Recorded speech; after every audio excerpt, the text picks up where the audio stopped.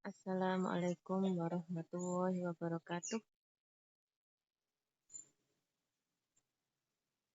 Hari ini kita akan kuliah pemodelan matematika dengan konsep. Jadi saya akan menjelaskan dari klasifikasi pemodelan matematika itu apa saja. Nah, kemudian setelah saya menjelaskan beberapa klasifikasi, silahkan kalian amati, kalian baca papernya kalian itu. Terus kemudian kalian buat sebuah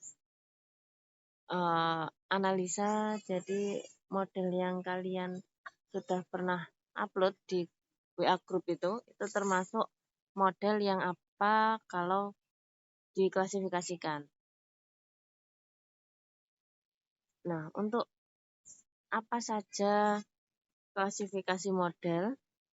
Jadi klasifikasi model itu terbagi dari ada yang berdasarkan fungsi, terus kemudian ada yang berdasarkan struktur, ada yang berdasarkan acuan waktu, ada yang berdasarkan acuan tingkat ketidakpastian, berdasarkan derajat kuantifikasi, dan berdasarkan dimensi. Jadi ada 6 dasar atau 6 klasifikasi dari model itu. Apakah model itu masuk kalau fungsi itu masuk ke deskriptif, prediktif, atau normatif, atau yang lainnya. Nah, sekarang saya jelaskan dulu jadi yang berdasarkan fungsi. Jadi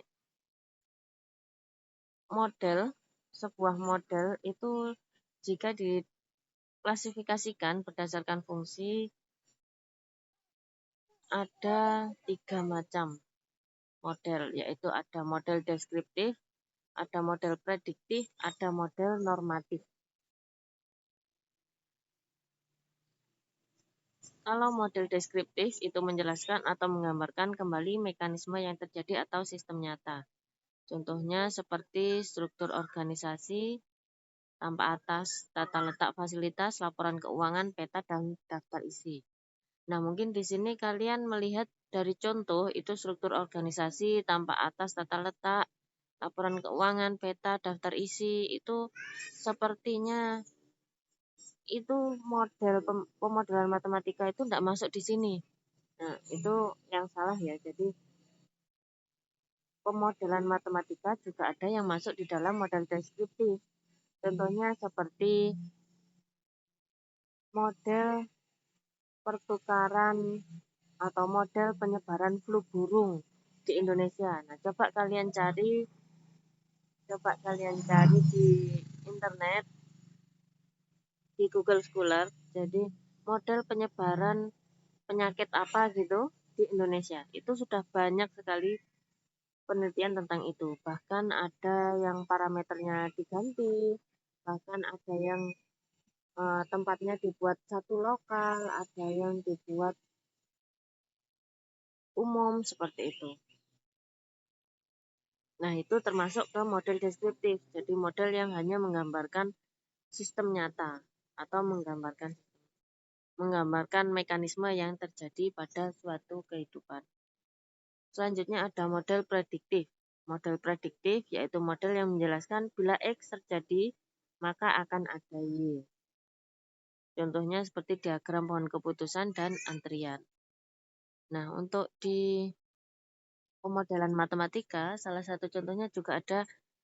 Jadi, jika terjadi